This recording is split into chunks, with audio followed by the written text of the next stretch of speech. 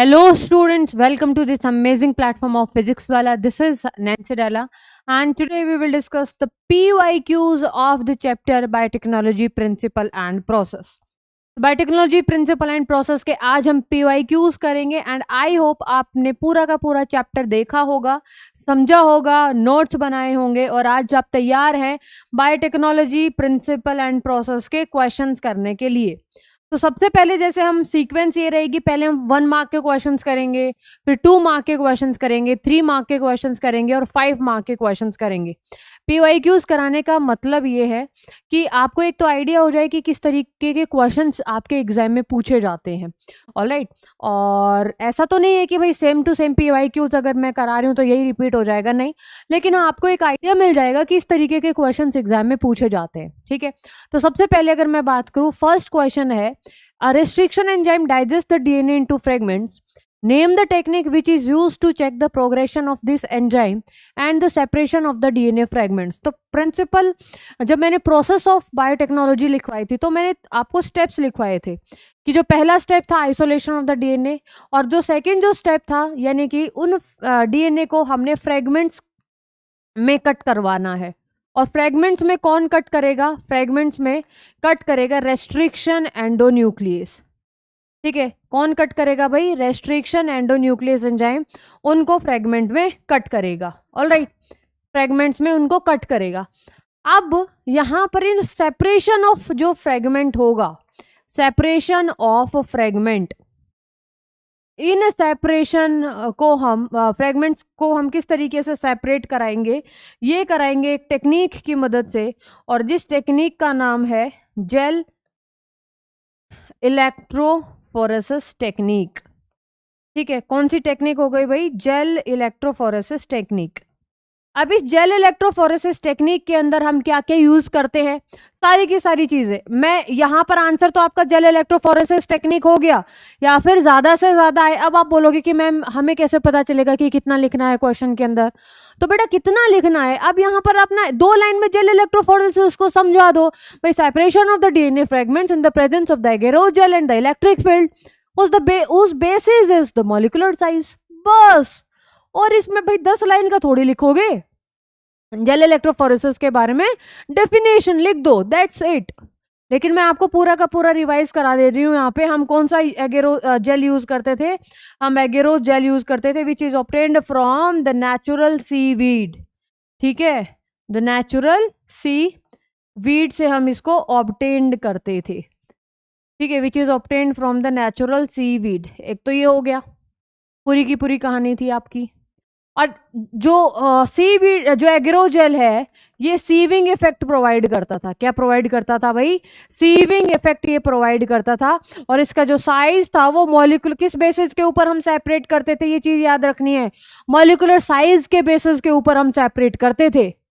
ठीक है, चार्ज मतलब यहाँ पे अगर ऑप्शन में हो तो चार्ज नहीं, सिर्फ molecular size, that is smaller the DNA fragment farther it moves. Smaller the DNA fragment, smaller the DNA fragment, farther it moves. ठीक है, ये पूरी की पूरी स्टोरी थी। तो द करेक्ट आंसर आपका jail electrophoresis technique. Next question is, name the 2 commonly used vectors in the genetic engineering. अब वेक्टर्स हम कौन कौन सा यूज करते थे? हम प्लाज्मिड यूज करते हैं और बैक्टीरियोफेज यूज करते हैं। ठीक है, और वेक्टर क्या करते हैं भाई? ये जीन टैक्सी की तरह हेल्प करते हैं। ठीक है, ये क्या करते हैं भाई? जीन टैक्सी, जिसके अंदर ये हेल्प करते हैं to transfer the gene of interest. Transfer the gene of interest, जो जीन ऑफ इंटरेस्ट है इसको ये ट्रांसफर करने में हेल्प करते हैं। ठीक है, जीन ऑफ इंटरेस्ट है, जीन ऑफ इंटरेस्ट को ये ट्रांसफर करने में हेल्प करते हैं। ठीक है, all right. Next question is, some enzymes are considered as molecular seizure in genetic engineering. What is the name assigned to such an enzyme? Simple से क्या पूछ रहा है आपसे? बात हो रही है कि मॉलिक्यूलर सीजर कौन है, ये बताओ। मॉलिक्यूलर सीजर कौन है भाई? जो मॉलिक्यूलर जो सीजर है वो है रेस्ट्रिक्शन एंजाइम। जो मॉलिक्यूलर जो सीजर है वो कौन है? Restriction enzyme. रेस्ट्रिक्शन एंजाइम्स को मॉलिक्यूलर सीजर बोलते हैं, और ये एक पर्टिकुलर साइट के ऊपर कट लगाता है जिसको हम रेस्ट्रिक्शन साइट बोलते हैं, और ये जो साइट है पैलिंड्रोमिक नेचर की होती है। ऑलराइट, यहीं पर अब की बार मॉलिक्यूलर सीजर पूछा था आप, तो मैं आपको मॉलिक्यूलर ग्लू के बारे में भी बता देती हूँ। जो मॉलिक्यूलर ग्लू क्या है, डीकॉम्बिनेंट डीएनए में बनने में हेल्प करता है, जिसमें जिसका नाम क्या है, डीएनए लाइगेस, जो कि फॉस्फोडाइस्टर बॉन्ड को बनाता है। और मॉलिक्यूलर सीजर यानी कि जो एक पर्टिकुलर साइट के ऊपर कट करता है, that is the restriction enzyme. जो दोनों फ्रेगमेंट्स को जोड़ने का काम करता है, that is the DNA ligase. ठीक है, next question is write the conventional nomenclature of the eco R1। अब देखो इको R1 का नोमेनक्लेचर बताना है, तो पहला जो वर्ड है वो किससे आता है भाई? फर्स्ट जो वर्ड है, पहला जो वर्ड है हम क्या किसके लिए यूज करते थे? फर्स्ट वर्ड आता था जीनस से। ठीक है, सो जो ई है ये किसको रिप्रेजेंट करता है भाई? ये जीनस को रिप्रेजेंट करता है। जो सी और ओ है ये किसको रिप्रेजेंट करता है? स्पीशीज को रिप्रेजेंट करता है। जो आर है ये किसको रिप्रेजेंट करेगा? आर रिप्रेजेंट करेगा स्ट्रेन को। ठीक है, और जो रोमन जो नंबर है, रोमन लेटर, ये किसको रिप्रेजेंट करेगा? रोमन लेटर रिप्रेजेंट करेगा ऑर्डर ऑफ डिस्कवरी। किसको रिप्रेजेंट करेगा भाई? ऑर्डर ऑफ डिस्कवरी को रिप्रेजेंट करेगा। भाई एक पर्टिकुलर बैक्टीरियल स्ट्रेन के अंदर बहुत सारे रेस्ट्रिक्शन एंजाइम होते, तो किस ऑर्डर के ऊपर डिस्कवरी हुई थी? ठीक है, तो एस्चेरिशिया कोलाई RY13। ठीक है, क्या हो जाएगा भाई? एस्चेरिशिया कोलाई RY13। ये पूरा की पूरी इसकी स्टोरी हो जाएगी। E for Escherichia, C for coli, R is the name of the strain, and first is the order, Roman letter is order in which the enzyme is isolated from the particular strain of bacteria. ठीक है, question, next question, what is spooling? Spooling क्या होती है? 1 mark में question है। Spooling का पूरे उसमें एनसीईआरटी में जिक्र नहीं है, फिगर के अंदर रिप्रेजेंट करा हुआ है।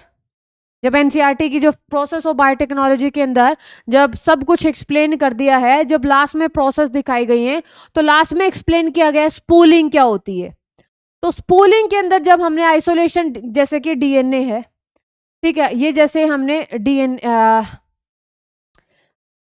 डीएनए को हमने आइसोलेट करा। ठीक है, जैसे कि अगर हमने बैक्टीरियल सेल वॉल को डैमेज करने के लिए, ऑलराइट, और फंगल को डैमेज करने के लिए, ठीक है, और बैक्टीरियल हो गया, फंगल हो गया, और प्लांट सेल है उसको डैमेज करने के लिए प्रोटीन को हटा दिया हमने।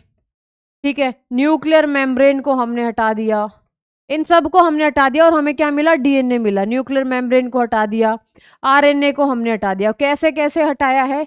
ये रिवीजन हो रहा है आपका। बैक्टीरियल सेल को हटाया हमने क्या यूज करके? लाइजोजाइम। फंगल सेल को वॉल को हटाया हमने यूज करके काइटिनेज। ठीक है, और प्लांट सेल को हटाया हमने बाय यूजिंग सेलुलेज। प्रोटीन को हटाया हमने प्रोटीएज यूज करके, और न्यूक्लियर मेम्ब्रेन को हटाया हमने न्यूक्लियेज यूज करके, और आरएनए को हटा दिया हमने आरएनएज। ठीक है, तो हमें क्या मिला? हमें मिल गया सिर्फ DNA.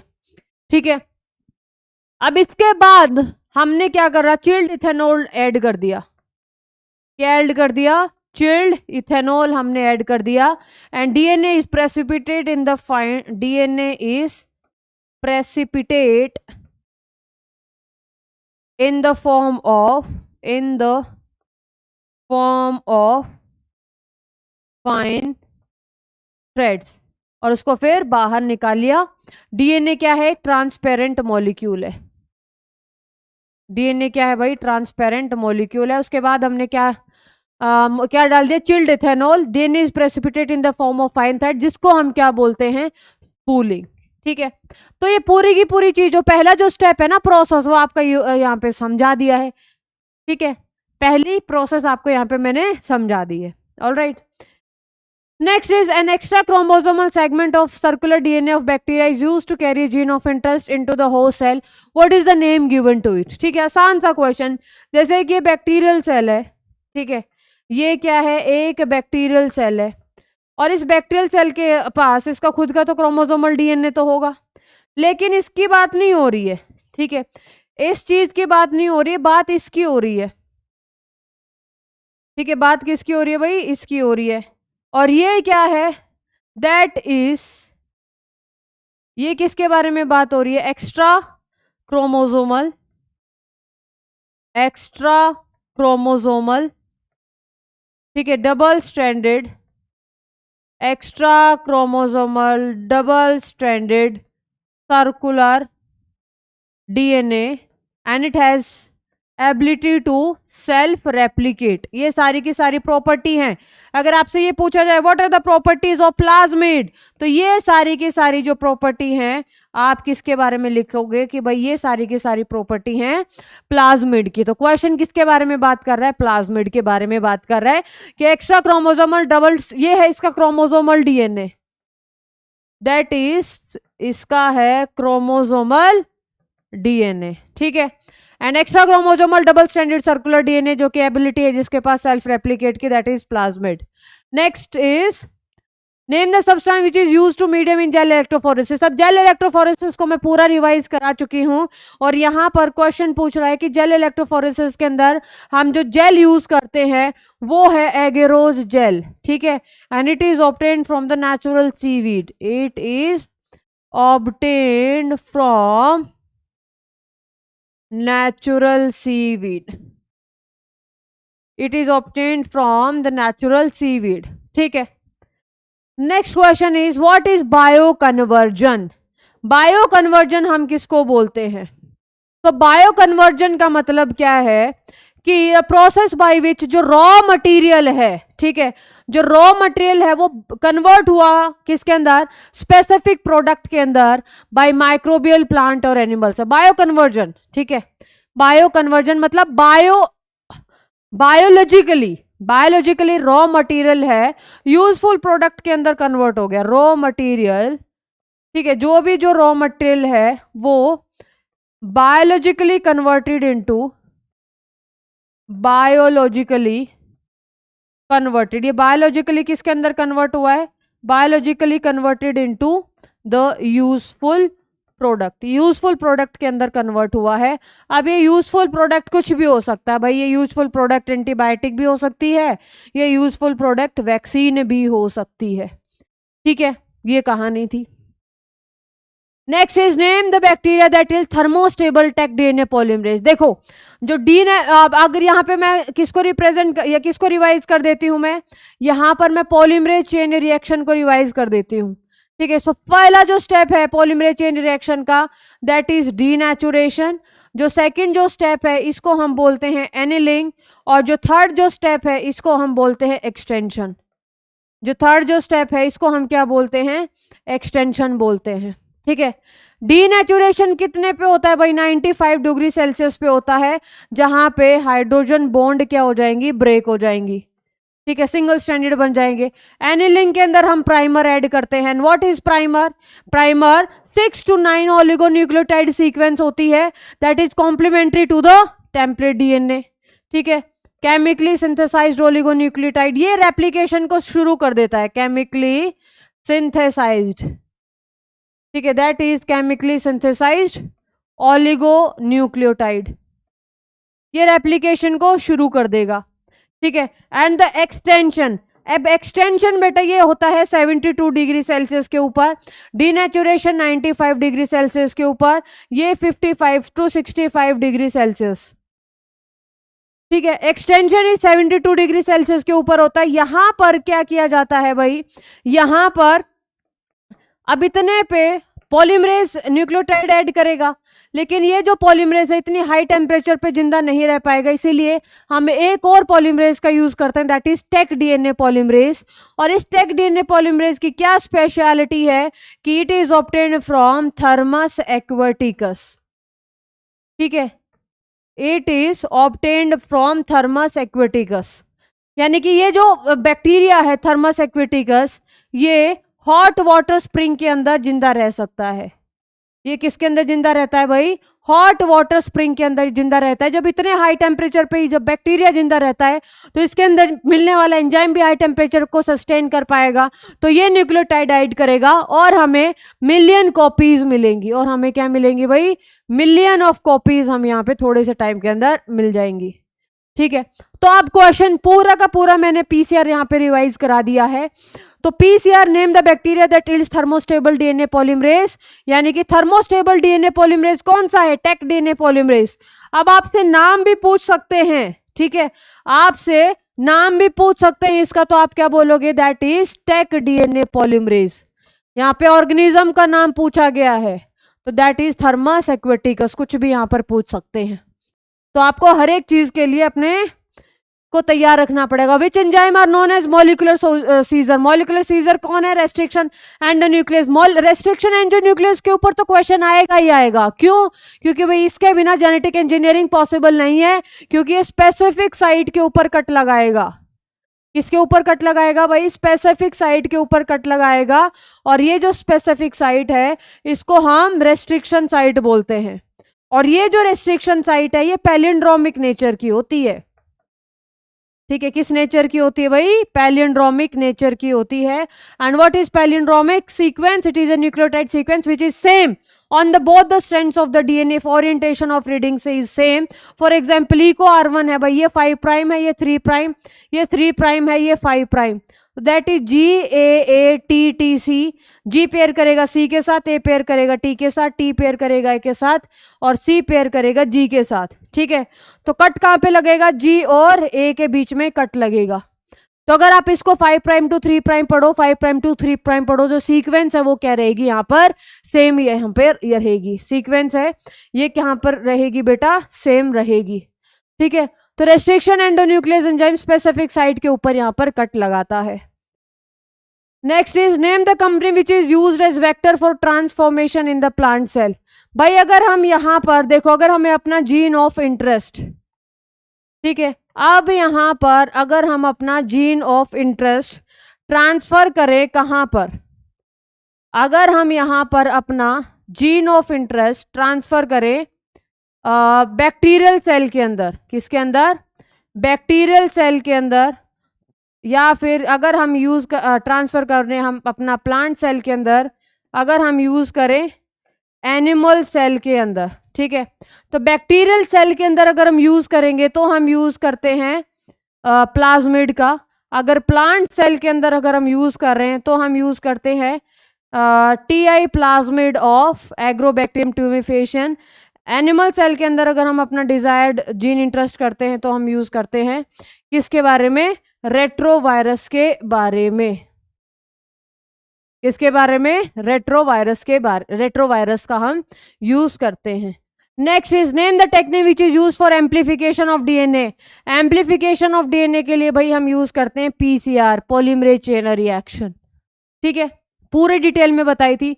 Name the enzyme which is responsible for the removal of 5 phosphate group from the nucleic acid. अब यहां पर भाई फॉस्फेट को यहां पर रिमूव करना है, ठीक है, तो एल्कलाइन फॉस्फेटेज एक एंजाइम होता है, एल्कलाइन फॉस्फेटेज ये एंजाइम है बेटा, ये 5 फॉस्फेट ग्रुप को रिमूव कर देता है, ठीक है। जैसे कि अगर मैं बात करूं यहां पर, ये मैंने प्लाज्मिड है, ठीक है, देखो ये प्लाज्मिड है, देखो ये प्लाज्मिड है, डबल स्ट्रैंडेड सर्कुलर डीएनए। अब इसको मैंने कट लगाया है, कट लगाया है, तो यहां पर जैसे ये है 5 प्राइम टू 3 प्राइम। अब यहां पर जो 5 प्राइम पर फॉस्फेट ग्रुप है, 5 प्राइम पर फॉस्फेट ग्रुप है और 3 प्राइम पर हाइड्रोक्सिल ग्रुप है, ठीक है। तो 5 प्राइम पर फॉस्फेट और 3 प्राइम पर हाइड्रोक्सिल ग्रुप है, ये तो दोबारा से बॉन्ड बना के ये तो दोबारा से डबल स्ट्रैंडेड बन गए, तो इसके अंदर हमारा जीन ऑफ इंटरेस्ट आएगा ही नहीं। तो एल्कलाइन फॉस्फेटेज एंजाइम क्या करता है, जो एल्कलाइन फॉस्फेटेज एंजाइम, ये एल्कलाइन फॉस्फेटेज, एल्कलाइन फॉस्फेटेज ये फॉस्फेट ग्रुप को रिमूव कर देता है।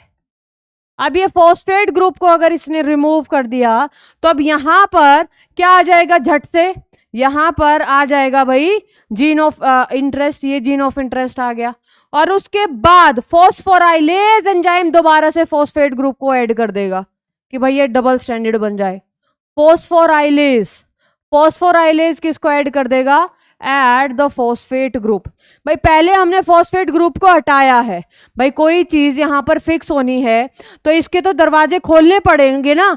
अब यहां पर ये मैग्नेट लगा लो आप, मैग्नेट इसको हमने थोड़ी देर के लिए हटाया, ठीक है, मैग्नेट दोबारा से आके चिपक जाएगा। तो अगर दोबारा से आके चिपक जाएगा तो इसमें हम अपना जीन ऑफ इंटरेस्ट ऐड नहीं कर पाएंगे।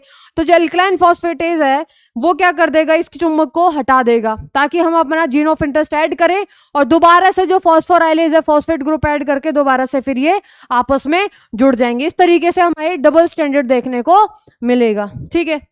Who is isolated restriction enzyme for the first time? ये साइंटिस्ट का नाम याद रखना भाई। सबसे पहले जो रेस्ट्रिक्शन एंजाइम है किसने आइसोलेट किया? आर्बर स्मिथ ने, आर्बर एंड स्मिथ ने, ठीक है। आर्बर और स्मिथ ने 1963 के अंदर मतलब ऐसे एंजाइम्स के बारे में डिस्कवर किया ना कि जो प्रोकैरियोटिक के अंदर नेचुरल डिफेंस मैकेनिज्म प्रोवाइड करते हैं। ये हमारी प्रोकैरियोटिक सेल है। प्रोकैरियोटिक सेल के अंदर भाई कोई जैसे जस्ट सपोज ये बैक्टीरियोफेज है, ठीक है, ये क्या है भाई? बैक्टीरियोफेज है। ये बैक्टीरियोफेज ने अपना जेनेटिक मटेरियल रिलीज किया, ऑलराइट। और यहाँ पर दो साइट ऑफ एंजाइम मिलता है प्रोकैरियोटिक सेल के अंदर, एक तो रेस्ट्रिक्शन एंजाइम मिलता है, दूसरा मिथाइलेज मिलता है, ठीक है। जो रेस्ट्रिक्शन जो एंजाइम है क्या करेगा? रेस्ट्रिक्शन एंजाइम इसके टुकड़े तोड़ देगा, ऑलराइट। लेकिन अपने आप को, अपने डीएनए को कौन बचाएगा? Methylase, by adding the methyl group. इसी तरीके से जो रेस्ट्रिक्शन एंजाइम है किसके अंदर मिलते हैं? प्रोकैरियोटिक सेल के अंदर, और ये नेचुरल डिफेंस मैकेनिज्म का काम करते हैं। नेचुरल जो डिफेंस जो मैकेनिज्म है इसका ये काम करते हैं, ठीक है। Next is why does DNA move toward the anode in the gel electrophoresis technique? अच्छा ये रह गया था। Why do eukaryotic cell do not contain the restriction enzyme? NCERT का क्वेश्चन है। देखो रेस्ट्रिक्शन एंजाइम प्रोकैरियोटिक सेल के अंदर मिलते हैं, रेस्ट्रिक्शन एंजाइम प्रोकैरियोटिक सेल के अंदर मिलते हैं। यूकैरियोटिक का जो यूकैरियोटिक जो सेल है, जो इन eukaryotic cell already DNA heavily methylated होता है, ठीक है। That question is also given in your NCERT exercise, alright. तो मैक्सिमम आपने, तभी मैं बोलती हूँ कि एनसीईआरटी एक्सरसाइज तो करनी करनी है। Why the DNA moves toward the anode in gel electrophoresis?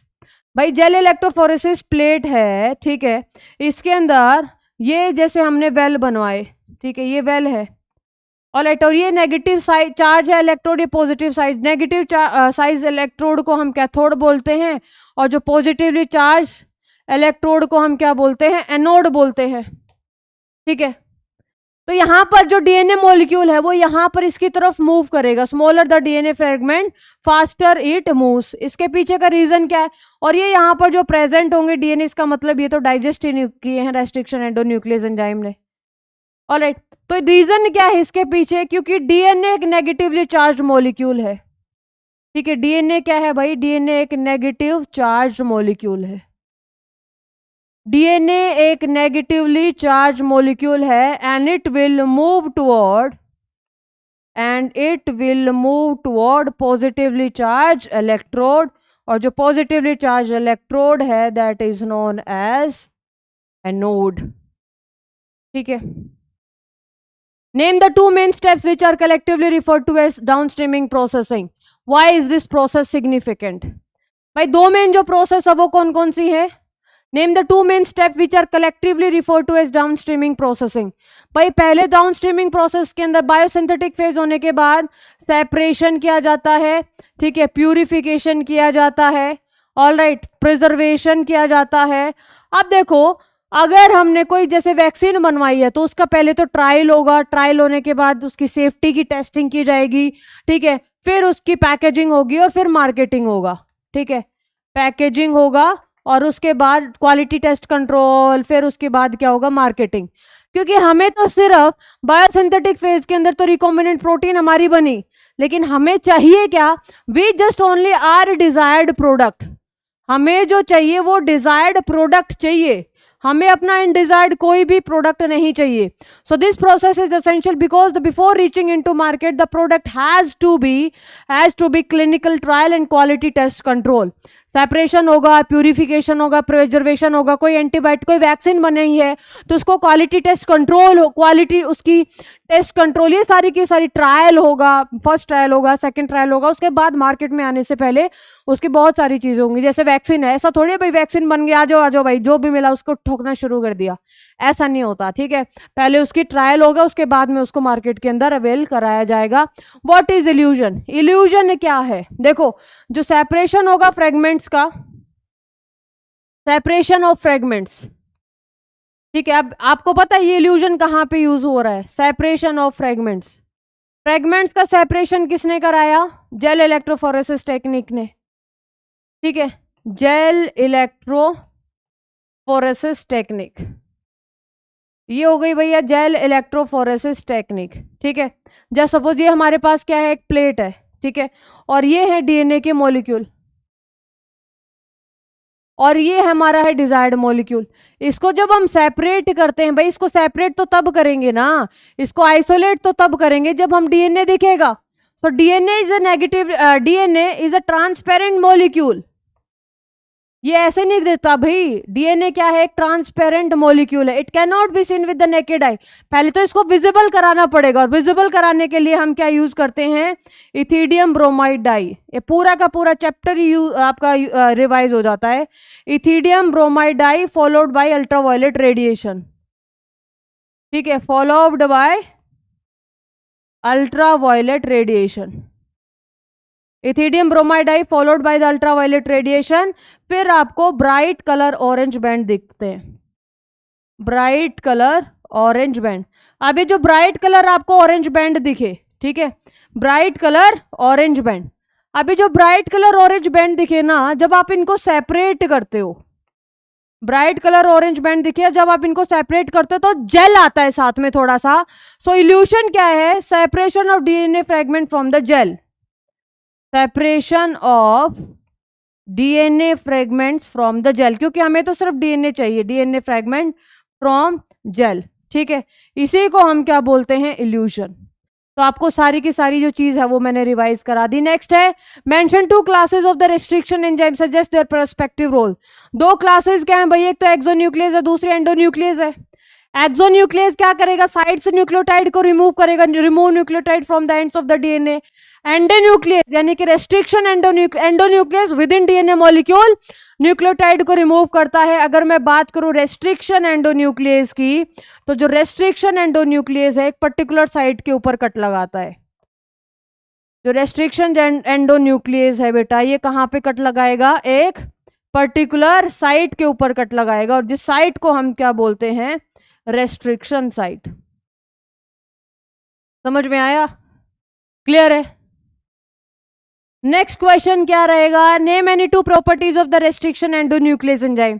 Endonuclease की 2 प्रॉपर्टी बताओ, ठीक है। तो सबसे पहले रेस्ट्रिक्शन एंडोन्यूक्लियस काम कैसे करता है? वर्किंग के अंदर आपको अगर याद हो, रेस्ट्रिक्शन एंडोन्यूक्लियस की वर्किंग में पहले तो inspect the length of the DNA, it will inspect the length of the DNA.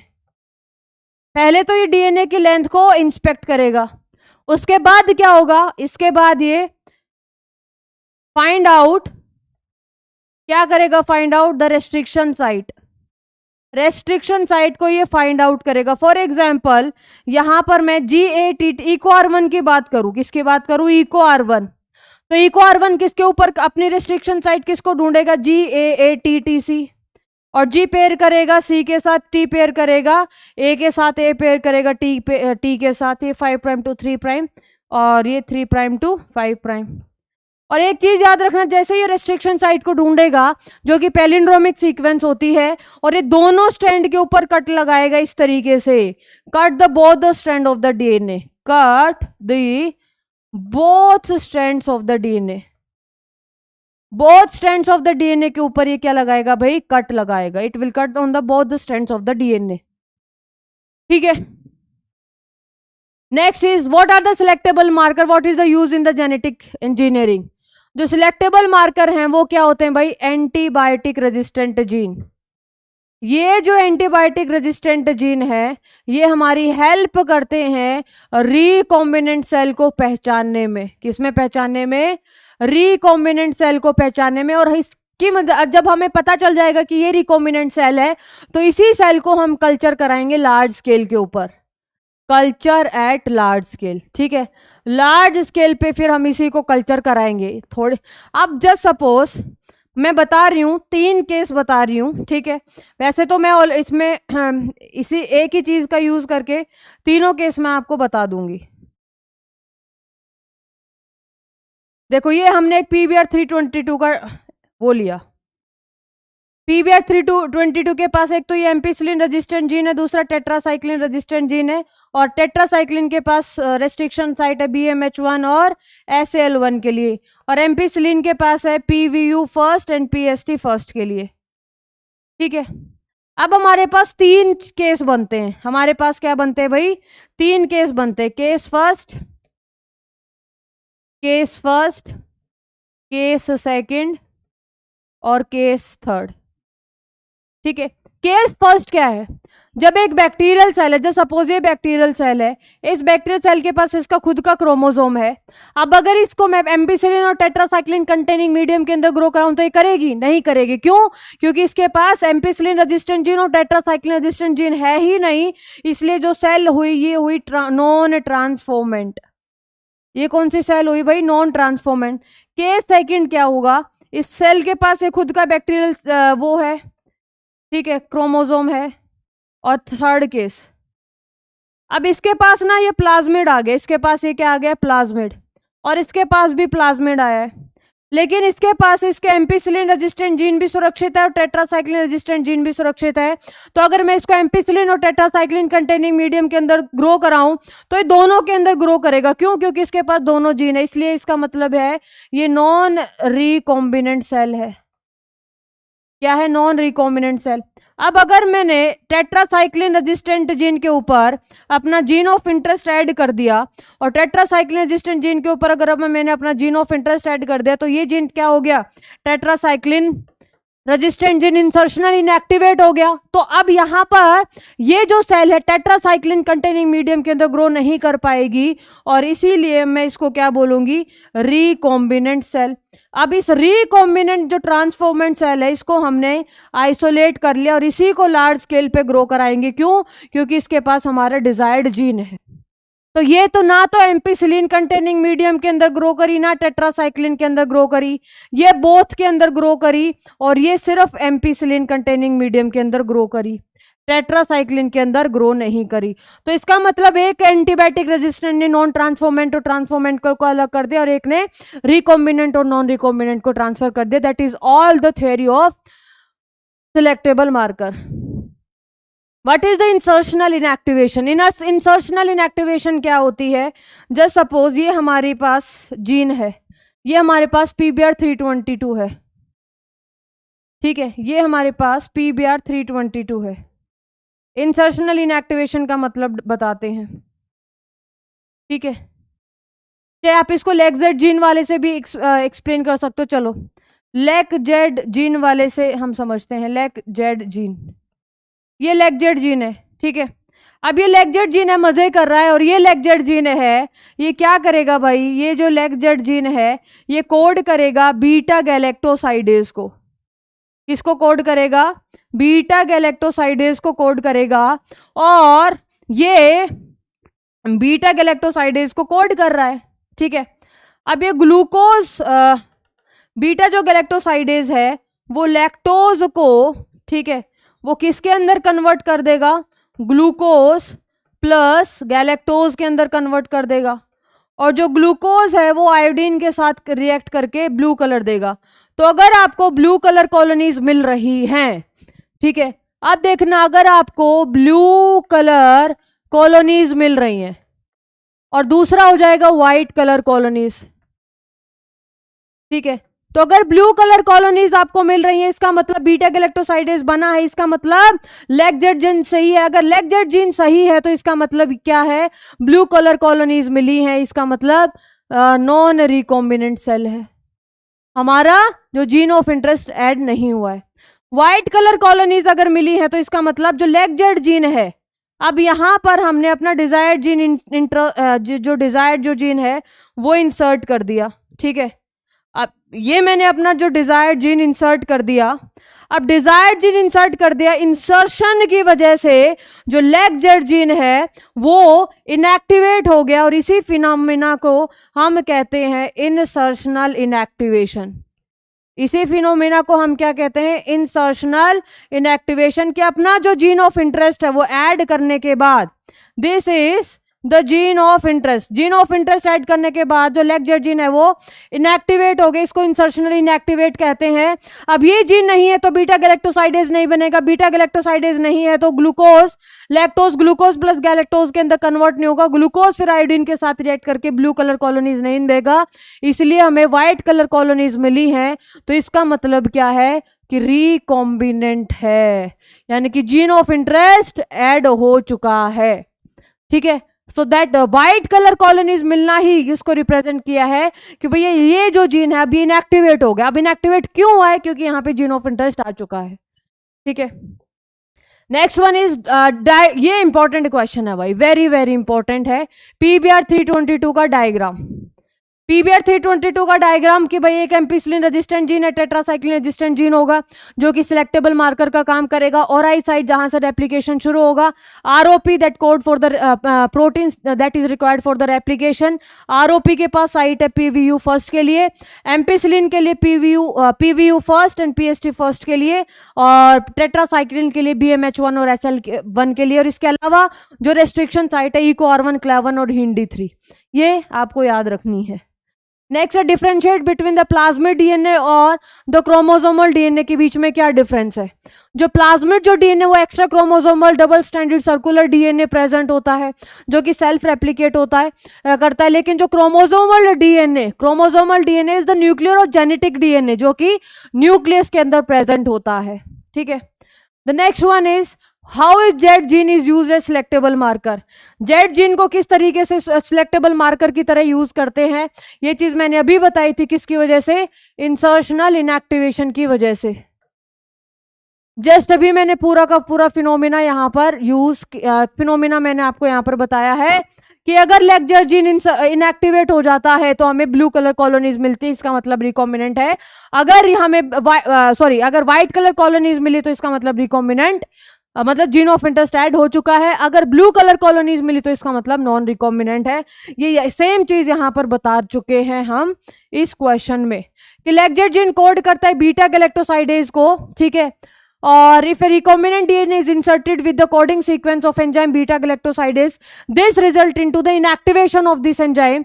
So the bacterial colonies whose plasmid does not have an insert produce blue color colonies, but जिनको insert हो चुका है that have will not produce any color, यानी कि white color. Since the DNA एक hydrophilic molecule है, DNA एक hydrophilic molecule है, it cannot cross the plasma membrane, obviously वो हाइड्रोफोबिक है। तो अब हम किस तरीके से अपना इस जो होस्ट सेल को कॉम्पिटेंट बना सकते हैं, अगर हमें अपना जो डिजायर्ड जीन है बैक्टीरिया के अंदर ट्रांसफर करना है, प्लांट के अंदर करना है और एनिमल के अंदर करना है। तो जो कॉम्पिटेंट होस्ट जब मैंने आपको बताया था, क्या बताया था? कॉम्पिटेंट होस्ट के अंदर सारी की सारी चीज मैंने आपको बताई थी। ठीक है, तो पहला जो बताया था हीट शॉक ट्रीटमेंट मेथड, पहला क्या बताया था? Heat shock treatment method.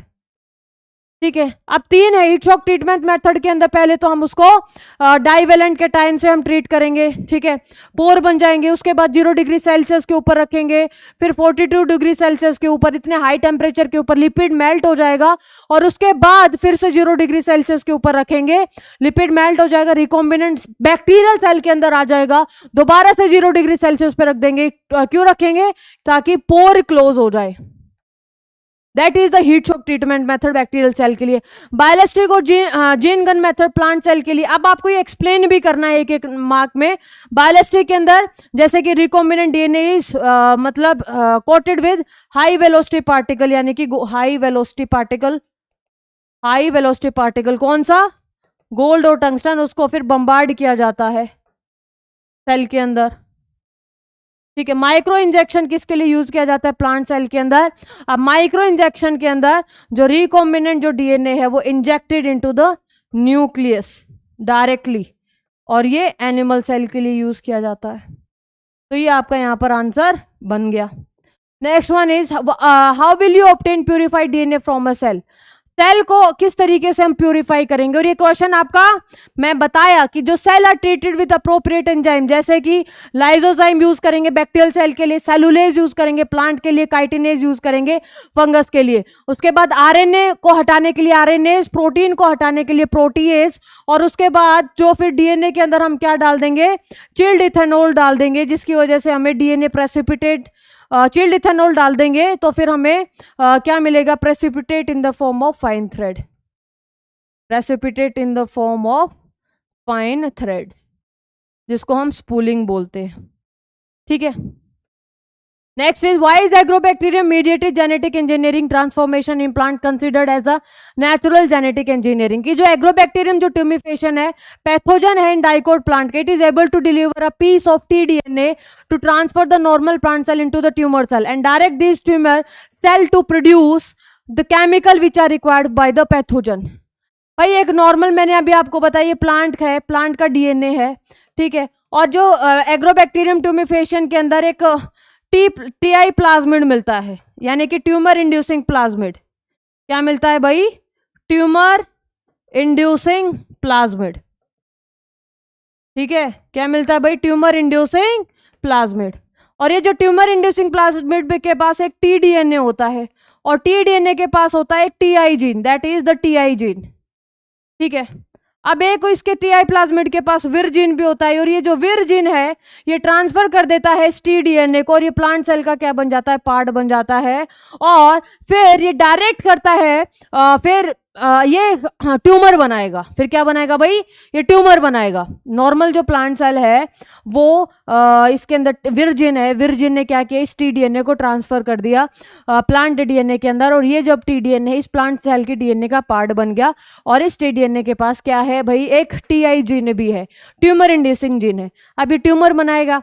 अब इसलिए हमने क्या करा, इस टीआई जीन की रिप्लेस कर दिया हमने अपने हेल्दी जीन यानी कि जीन ऑफ इंटरेस्ट से। अब ये हम यूज कर सकते हैं, अब हम ये यूज कर सकते हैं to transfer our gene of interest.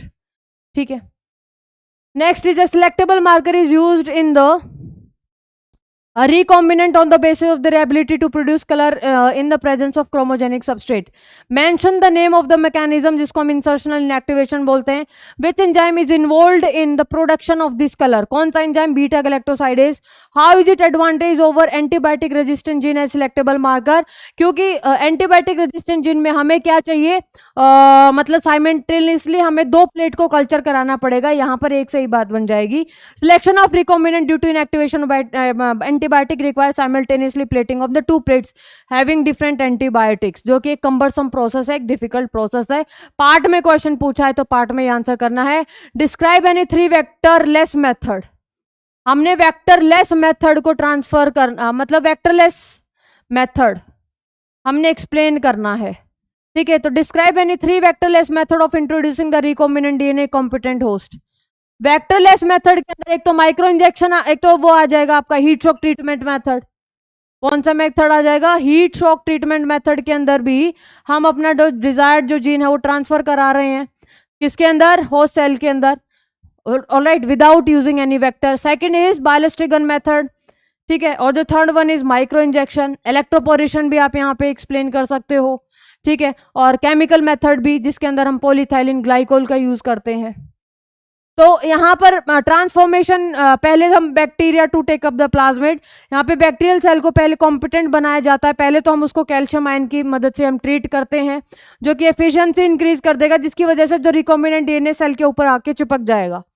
फिर उसको 42 डिग्री सेल्सियस के ऊपर ट्रीट कराते हैं, जो लिपिड उनको मेल्ट कर देते हैं. अब इतने हाई टेम्परेचर पे तो लिपिड मेल्ट ही होंगे, क्योंकि प्लाज्मा मेम्ब्रेन तो लिपिड से मिलकर बनी है. और फिर रिकॉम्बिनेंट डीएनए इंसर्ट हो जाएगा. फिर हम 0 डिग्री सेल्सियस के ऊपर ट्रीट करते हैं, ताकि वो जो पोर क्रिएट हुए थे वो बंद हो जाए. माइक्रो इंजेक्शन के अंदर डायरेक्टली हम इंजेक्ट कर देते हैं recombinant DNA into the nucleus of an animal cell. और बायोलिस्टिक या फिर जिन गन मेथड के अंदर जो cell are bombarded with the high velocity micro particle and gold or tungsten coated with the recombinant DNA. Mention the important tools which are required for genetic engineering. 3 tool है. कौन? पहला है restriction enzyme. ठीक है, पहला tool. दूसरा क्या होगा भाई? Cloning vector. दूसरा क्या होगा? Cloning vector. जो तीसरा है कॉम्पिटेंट होस्ट. तीन वेक्टर हैं, ये तीनों को आप एक्सप्लेन कर सकते हो।